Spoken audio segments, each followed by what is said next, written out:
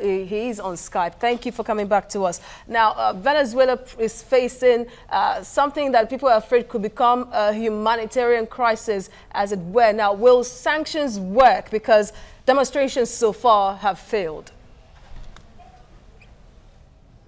Well, I think sanctions will work if demonstrations have failed, especially because Venezuela is an oil-producing country. So the likelihood is that when sanctions are imposed, it will have, dire economic implications that could make the president rethink. That's my sense. I think that international pressure needs to be applied as soon as possible through any form of sanction, and then this could be monitored. All right, the opposition has said that from the election that was conducted on Sunday, it was just totally meant to give Maduro the power or the grip, total grip over the country and make him a little dictatorial. What is your take on this? Yeah, I think that is what he is trying to achieve. And I think that it is very clear that his proposal is being rejected by the opposition groups and then by the majority of the people. So I agree wholeheartedly that he is paving the way for tinkering with the Constitution, and that should be condemned by lovers of democracy, both internally and externally.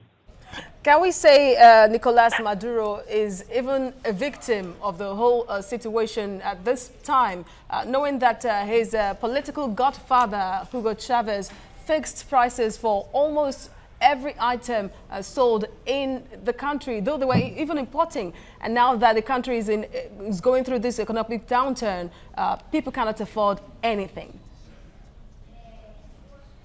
Well, yeah, yes, he in some ways he is, but that should not warrant the desperation he's showing at the moment, and the fact that clearly, if he's allowed, he may need to tinker with the Constitution.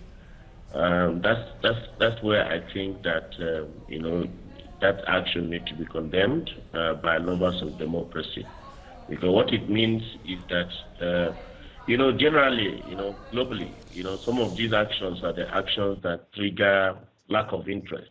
Citizens will begin to distrust government, and citizens' participation in democratic exercises like elections begin to drop because of lack of trust.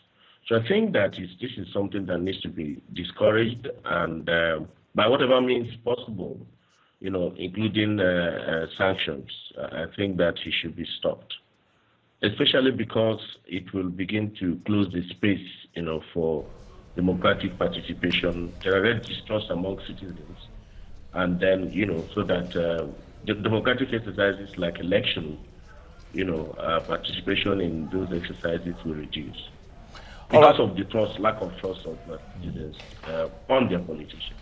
Apart from the politics of it, there are also some economic decisions that were made and being carried out, or policies by government that the people don't like. But at this point, would it be right to say that President Maduro would have exhausted all the ideas as to how to bring Venezuela out of recession and out of its economic issues or circumstance?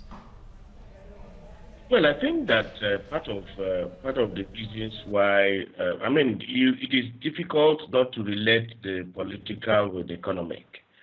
I suspect that as he continues to sit tight and as he continues to contemplate tinkering with the Constitution, the goodwill, global goodwill and international friends, international partners, international investors who could go in and then with investment capital and things that can stimulate the Venezuelan economy are discouraged. So there's a very, very important linkage between the political and the economic.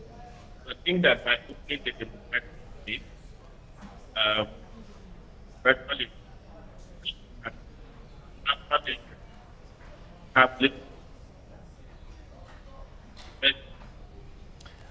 All right, we seem to have lost, we're losing audio signal there. Uche, can you still hear us?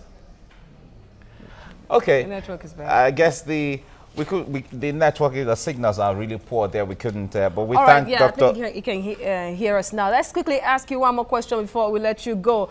The president promised to clamp down on opposition activities, and two arrowheads of the opposition, Leopoldo Lopez and Ledesma, have been arrested. Are you afraid in any way that this could spark more protests in that troubled country?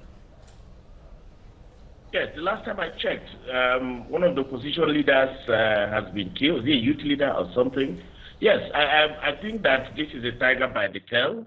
As he continues to clamp down on opposition, it will have clear implications.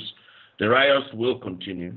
And, you know, he will increasingly, you know, undo himself, as it were, because there will be risk for fatalities, and that will even strengthen the hands of international partners to impose sanctions as quick as possible. I think he should renegotiate, if you ask me. He should reconsider some of these decisions he's taking, because they're unpopular decisions, and he should avoid, you know, the thinking of tinkering with the Constitution. If, for instance, he has run out of ideas, as is being speculated, I think the most honorable thing would be to resign. Okay. All right, Dr. Uche Igwe, that's how much we can have right now. Thanks for talking to us on TVC Breakfast. I appreciate it. Yeah, right. Now, this is where we come to the end of today's edition of the program. Thanks for spending your morning with us. Tomorrow, we'll be back again to discuss other issues. And we're going to leave you with the weather outlook for major cities around Nigeria. I am Mike Okwocha. Thank you for watching. I am Azizat Olaoluwa. Have a lovely morning.